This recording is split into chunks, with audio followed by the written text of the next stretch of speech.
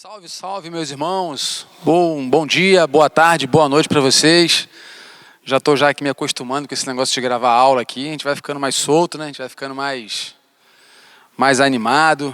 Apesar de que eu prefiro na sala de aula, mas estamos felizes de estar aqui mais uma vez com vocês para a gente estudar um pouquinho mais da Palavra de Deus. Lição 6.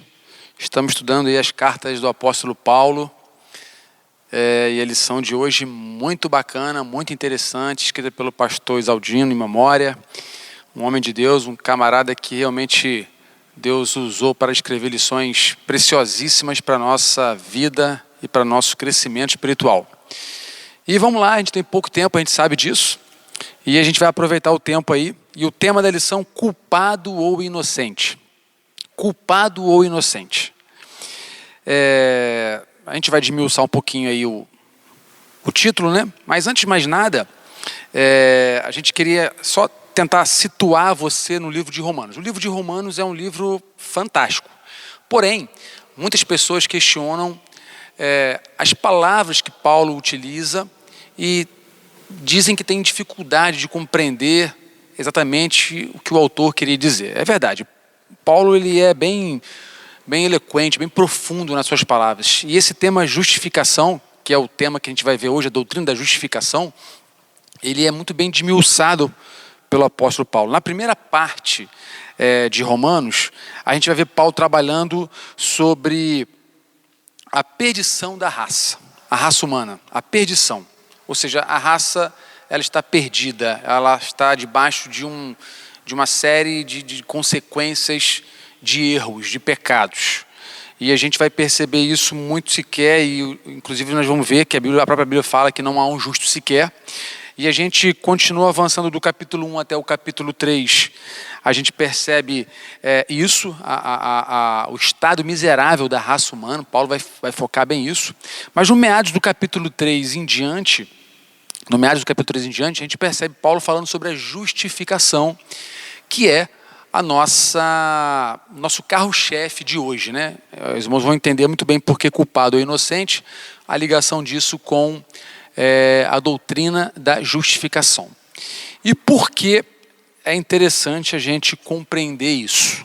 Porque a justificação, ela é o coração da Bíblia. A justificação é o coração da Bíblia. Se eu não entendo a justificação, se eu não compreendo a obra justificadora de Jesus Cristo na cruz do Calvário por mim, se eu não consigo avançar nesse conhecimento, eu não vou entender o projeto de Deus para a minha vida, para a vida do meu irmão. Eu não consigo compreender esse projeto de Deus. Por isso, é uma lição muito apropriada, um contexto muito interessante, e eu tentei preparar aqui, baseado no contexto da nossa união, da nossa classe de adultos, numa linguagem bem simples, para que você consiga gravar bem o que o pastor Isaldino quis trazer para a gente e aplicar isso na sua vida, ok? Beleza, então vamos lá, vamos avançar aí nessa questão que nós estamos vendo agora da doutrina da justificação. Então, voltando para o tema, culpado ou inocente? Você é culpado ou você é inocente? O que você me responderia? Se eu estivesse em classe de aula, é a primeira pergunta que eu ia fazer em sala de aula. Você é culpado ou você é inocente? O que você me diria? Tempinho para você pensar aí. Bom, já pensou, né? Já deve ter respondido. Apesar de todas as coisas que nós sabemos, apesar de muitas vezes procurarmos fazer aquilo que agrada a Deus, nós somos culpados. Nós somos culpados. Nós somos culpados. E como eu já disse, a Bíblia fala que não há um justo sequer. O pecado veio e tirou esse privilégio que o homem tinha para com Deus. Todos somos culpados. Todos somos culpados. E é aí que entra, então, essa doutrina da justificação, essa doutrina que mudou a história, mudou o modo de pensar, principalmente de um camarada chamado Martim Lutero, que produziu a Reforma Protestante, né? Está logo na introdução da nossa revista, você pode acompanhar aí, logo na introdução, e ele lá lendo a sua Bíblia, buscando respostas, querendo entender melhor, querendo quebrar alguns dogmas, algumas ideias que conturbavam a sua mente. Ele pôde ler lá no livro de Romanos os textos que mostravam para ele realmente o motivo pela qual nós somos salvos, o motivo pela qual nós temos direito, se é que podemos dizer assim, né, à salvação, o motivo pela qual nós temos esse privilégio, melhor dizendo, da salvação. E a gente vai perceber aí na revista que o autor vai deixar bem claro e que essa é a diferença fundamental entre o protestantismo e os evangélicos de um lado e a igreja católica, o catolicismo de outro. E é interessante a gente só analisar essa introdução aí, porque o autor ele vai dizer bem assim, eu até parafraseei aqui na minha revista aqui. Diz assim, logo lá em cima, na página 35, diz assim: cremos e pregamos que o homem é justificado pela fé, enquanto no catolicismo o homem é justificado pelas obras administradas pela igreja. Obras aqui não são ações e atos pessoais, mas o agir da igreja católica. Ou seja, a salvação ela está ligada diretamente à igreja católica. Tem uma famosa frase que a gente vê em vários carros aí, né? Semana sem missa, semana sem graça. Respeitamos muito os nossos irmãos católicos, não estamos aqui falando mal dos nossos irmãos católicos, apenas estamos mostrando aquilo que Lutero percebeu, entendeu, e a partir disso mudou a sua vida. E é isso que a lição vai trabalhar hoje. Todos nós somos culpados, mas graças à justificação que veio por meio de Jesus Cristo, e não veio por meio de outra pessoa, não veio por meio de outra igreja, não veio por meio de nenhum outro ser humano, veio por meio de Jesus Cristo, nós somos justificados diante de Deus. Mas o assunto justificação, irmãos, talvez ele possa complicar a sua mente. Então vamos lá. Vou tentar resumir, e com isso o tempo vai correndo, e vou tentar resumir também a lição de hoje. Muito bem, a Bíblia, ela nos diz que todos pecaram. Todos. Brancos, negros, chineses, portugueses, franceses, brasileiros, portugueses, americanos, todos pecaram. Todos pecaram. Não há um justo sequer. Não há um justo sequer. A Bíblia também diz que todos nós teremos que comparecer diante do tribunal de Deus. Naquele dia final que a Bíblia nos fala, todos nós iremos comparecer diante de Deus e dar contas a Deus dos nossos atos, daquilo que nós fizemos aqui na terra, dar conta daquilo que nós realizamos. Todas as pessoas que estarão diante de Deus, sejam grandes, sejam pequenos, sejam muito ricos, sejam muito pobres, todos estarão diante de Deus e darão contas dos seus atos a Deus. A Bíblia também nos diz que Deus estará no seu trono, sublime trono, e os livros serão abertos. Os livros serão abertos. E nesses livros estarão ali registrado toda a história da humanidade. Nós seremos julgados pelos registros que estiverem naqueles livros. E esses registros irão apurar muitas coisas, como, por exemplo, as palavras que nós, no nosso dia a dia, pronunciamos. Aquilo que talvez você tenha dito sem querer, mas que você falou. Aquela talvez piada maldosa que você contou.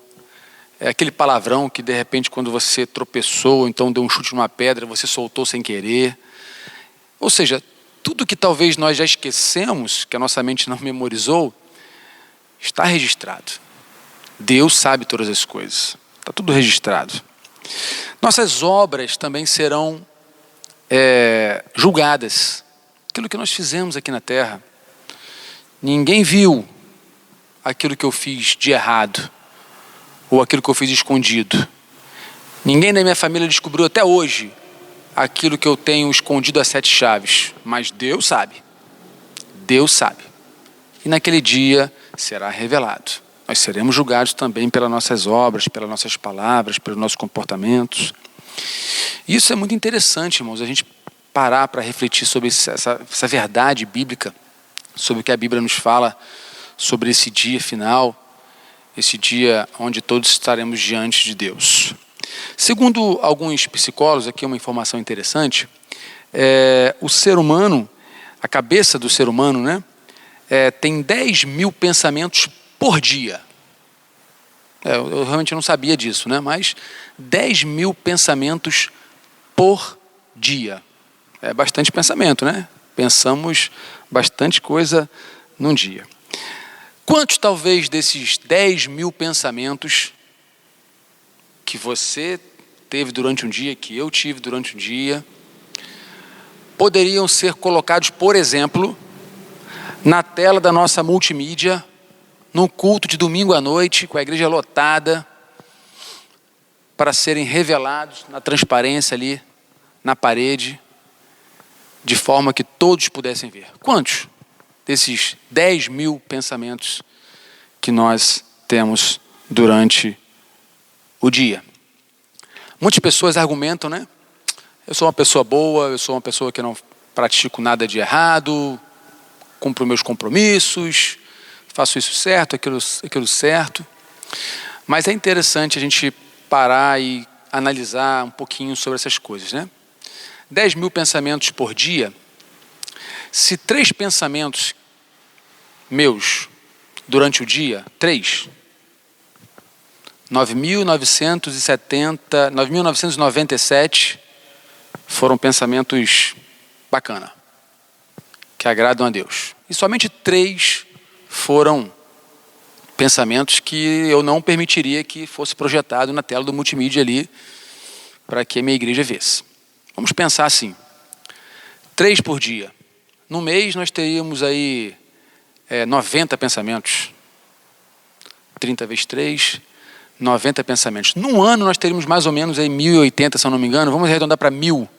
Num ano, 1.000 pensamentos ruins em um ano. Na minha idade, 41 anos, eu teria 41 mil pensamentos que desagradariam a Deus.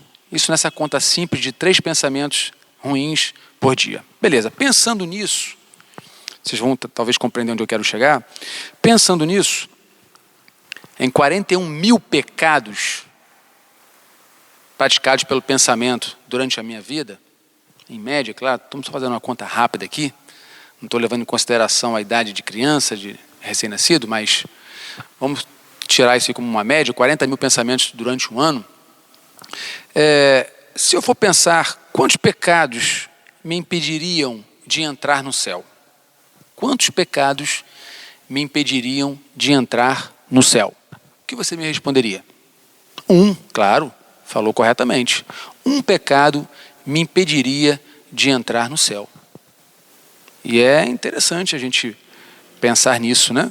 Porque um pecado, ele é capaz. Porque se um pecado entrar no céu, o céu não é céu. Não é céu. A Bíblia fala que lá será um lugar perfeito, um lugar onde não vai haver pecado, onde todos estarão ali felizes. Então, se entrar um pecado, não seria céu.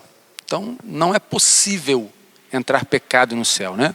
O anjo de luz que estava lá, que pecou, foi expulso. Foi expulso. Então, não é possível pecado no céu, né? E é interessante a gente fazer uma comparação, né, disso, uma ilustração que às vezes ajuda a fixar a nossa ideia disso, de compreender melhor isso, né? Suponhamos que você seja bom de cozinha e pretende fazer um omelete. E você chega em casa com muita fome e abre a sua geladeira e pega lá 10 ovos para fazer um omelete. Desses 10 ovos, você abre o primeiro, coloca na frigideira, abre o segundo, o terceiro, o quarto, o quinto, todos muito bonitos, muito perfeitos. Abre o sétimo, abre o oitavo, abre o nono, e quando você vai quebrar o 10º ovo para colocar dentro da frigideira para fazer o seu omelete, o 10º ovo ele está podre. Ele está podre. Pergunto eu a você, quantos % do seu omelete vai estar em condições de ser comido e quantos % estará em condições de não ser comido? O que você me responderia? Acredito que você vai responder que todo o omelete foi afetado por aquele único ovo que estava podre. Pois é. O pecado, irmãos, adentrou a raça humana e manchou o ser humano, manchou o relacionamento com Deus, manchou. E se nós temos ciência disso, de que numa conta simples praticamos aí talvez 40, 50, 60 mil pecados ao longo da nossa vida, numa conta muito simples, um exemplo muito simples. Sabemos que a Bíblia nos fala de que não há um justo sequer. Sabemos que a Bíblia nos fala que o salário do pecado é a morte. Mediante de tudo isso, de todo esse contexto, como nós iríamos adentrar aos céus? Como nós iríamos conquistar esse lugar almejado pelo povo de Deus, que a Bíblia nos promete, nos fala, nos ensina, nos dá alguns detalhes de como será? Como entrar nesse lugar, irmãos? Só há um jeito de entrar nesse lugar, irmãos, pela doutrina da justificação. Aí Deus mandou Jesus, o seu único filho, para que morresse na cruz do Calvário, para que o meu pecado e o seu pecado, os nossos pecados, fossem colocados sobre ele, e ele cravasse esse pecado naquela cruz, selando com o seu sangue, sangue puro, sangue inocente, imaculado, dando ao homem a absolvição pelos seus erros, pelo seu pecado. Dando ao homem o direito de ter um julgamento onde o nosso advogado irá dizer, olha, ele está sendo absolvido porque eu paguei um preço na cruz pelos pecados dele. Então a doutrina da justificação, ela vai nos arremeter a isso. Por isso que eu disse no começo que é o coração da Bíblia. É o coração da Bíblia.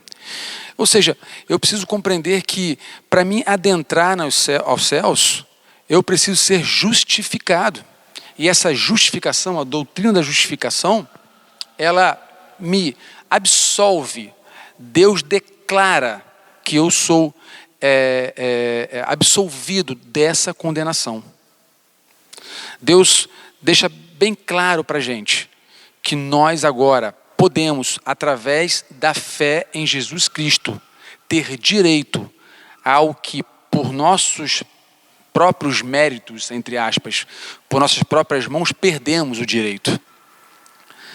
Mas Deus, por amor a mim e a você, nos dá essa oportunidade através da justificação, onde Deus nos justifica diante dos nossos erros e das nossas falhas.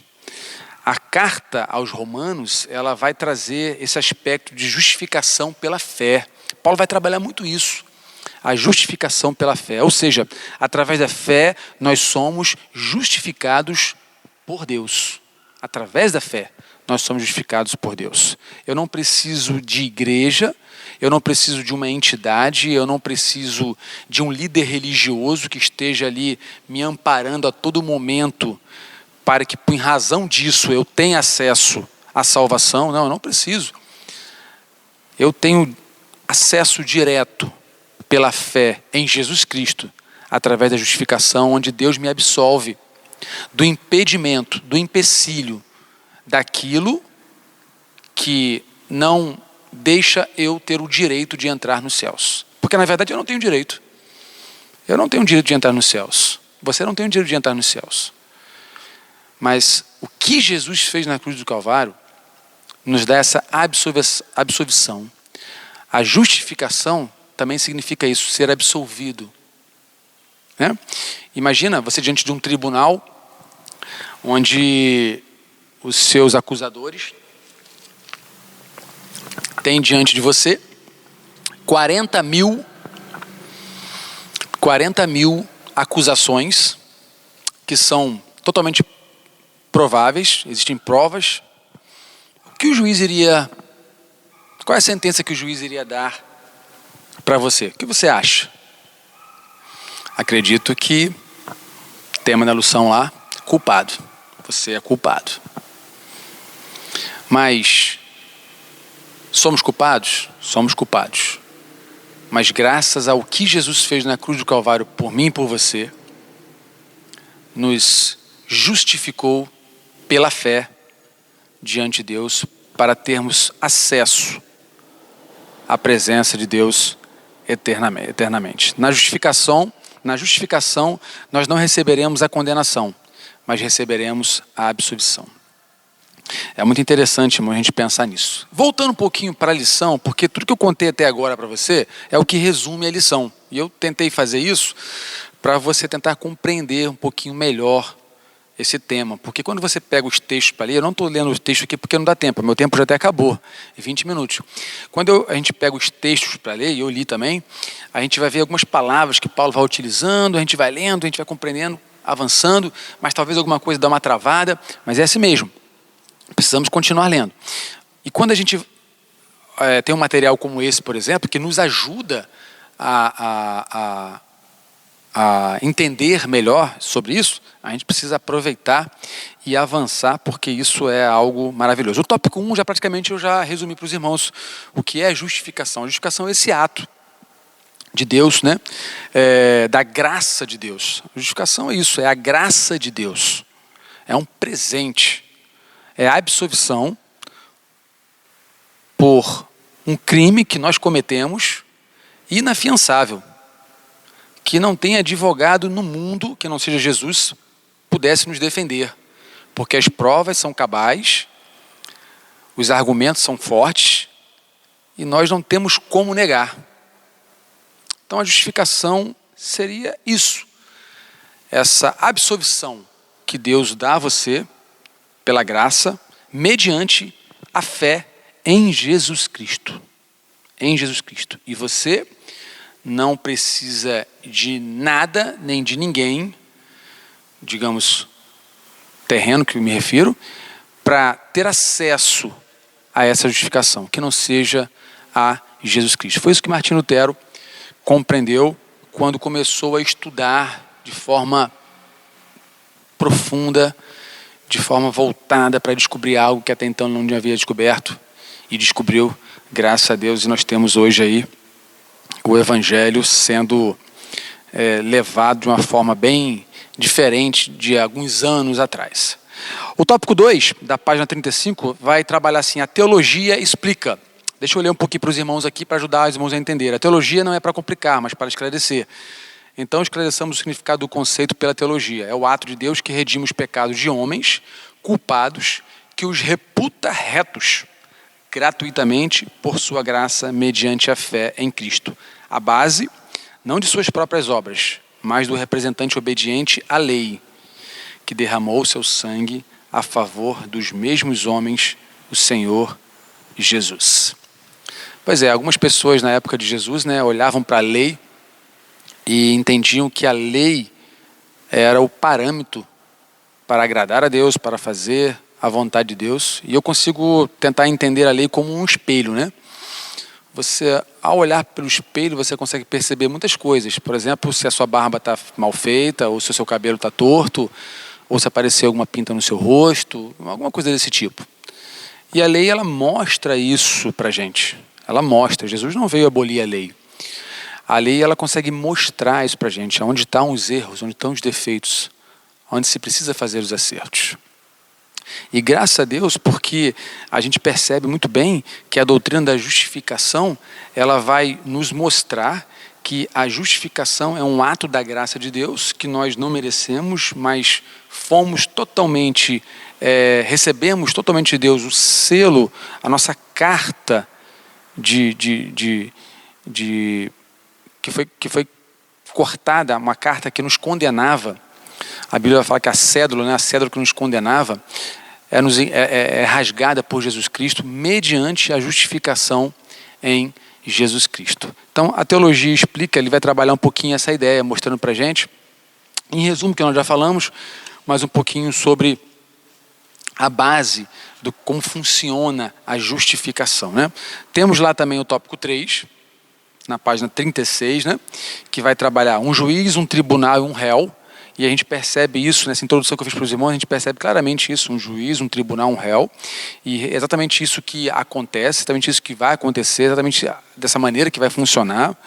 Nós somos aí esse réu que estaremos diante de um tribunal, onde nós seremos julgados diante de Deus, pelos nossos atos, por tudo que nós praticamos. E o autor vai trabalhar essa ideia aqui, mostrando que realmente isso que a Bíblia utiliza aí é algo que realmente irá acontecer, é algo com base bíblica.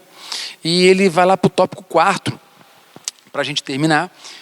Quais são os efeitos da justificação? É o quarto tópico da lição de hoje, culpado ou inocente. E ele dividiu aí em 3 tópicos para a gente meditar. E são muito interessantes esses tópicos. Eu só vou falar os tópicos porque o tempo já foi. E o primeiro tópico está aí, ó. O primeiro de todos é livrar-nos da condenação. Somos livres da condenação, mas diante da justificação. Por isso que eu falei no começo e repito, da importância de entendermos isso, né? Essa doutrina da justificação. Ela responde à questão: como me salvar? Como eu posso me salvar? Pelas minhas mãos? Pela minha inteligência? Pelo meu dinheiro? Pelo meu trabalho? Pela minha igreja? Pelo credo religioso que eu vivo ou que eu sou inserido? Como eu posso me salvar? Então, a doutrina da justificação me responde isso. Já respondemos isso. Ele vai orientar a gente a ler o texto de Romanos 8, 31 e 39. Somos justificados e perdoados pela fé em Cristo. Israel tentou a justificação pela lei e não conseguiu. Por isso que eu falei, porque a lei é um espelho. Ela é um espelho, ela mostra, aponta os erros. Mas ela não tem esse poder de salvar, de justificar. Ela não tem esse poder. Também vai nos orientar aqui Romanos 9, 31 e 33. Nós, gentios, recebemos a justificação porque não dependemos da lei. Romanos 9, 30. Cristo justifica o pecador. Romanos 10, 4. É fácil ser justificado. Romanos 10, 8 e 11. O segundo tópico do quarto subtítulo aí.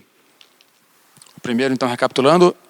O primeiro de todos é livrar-nos da condenação. O segundo é dar-nos paz. Estamos diante de um cenário onde a paz é algo invejável por quem a tem, né?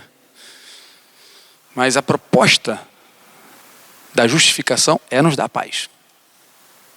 Muitas pessoas ficam desesperadas, angustiadas, nos leitos, não sabendo o que vai acontecer.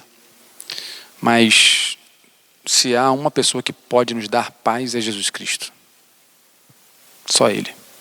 E felizes são os que conseguem experimentar isso aqui na Terra, né? Em momentos de luta, de dificuldade, experimentar essa paz que só Jesus pode proporcionar. Privilegiados são eles que podem viver isso, né? O terceiro é produzir em nós o desejo de santificação, de abandonar o pecado. Alguém poderia perguntar, virei a página aí, foi a página 37. Então, se fui perdoado por Deus, se Deus usa de graça, posso pecar à vontade? Claro que a resposta é não, né? Claro que a resposta é não. A justificação faz nós novas pessoas. Novas pessoas. Uma vez justificado por Cristo, pela fé em Jesus Cristo, irmãos, Deus começa a agir em nós vários processos. Processo da santificação, regeneração. E nós vamos sendo moldados. Vamos sendo trabalhados, vamos sendo aperfeiçoados. Por nossos méritos? Não, porque Cristo habita em nós. E agora quer fazer de nós pessoas que realmente agradem ao seu coração. Graças à doutrina da justificação, nós temos acesso à morada eterna com Cristo Jesus. Mesmo diante de um cenário que nós estamos inseridos de pecado, porque a Bíblia é clara, todos pecaram, não há justificação que vá apagar isso, todos pecaram. A justificação nos dá acesso aos céus, a justificação nos proporciona o ingresso, o bilhete, o passaporte, mesmo sem merecermos, mesmo sem sermos pessoas capazes, não por nós mesmos, mas pessoas que teriam o direito, entre aspas, de adentrar os céus. A justificação nos dá esse direito, mediante a fé em Jesus Cristo e mediante ao que Cristo fez na cruz do Calvário por mim e por você. Amém? Que Deus nos abençoe a sua vida, a sua família, e nos ajude a avançar no estudo dessa lição, que com certeza tem nos abençoado. Convido você a ler em casa, a ler os textos, a meditar, anote aí o que você teve dificuldade e a gente pode conversar em outro momento, ou pelo WhatsApp, sem dificuldade nenhuma, para a gente avançar no crescimento da palavra de Deus. Deus nos abençoe, abençoe sua vida e sua família, em nome de Jesus. Amém.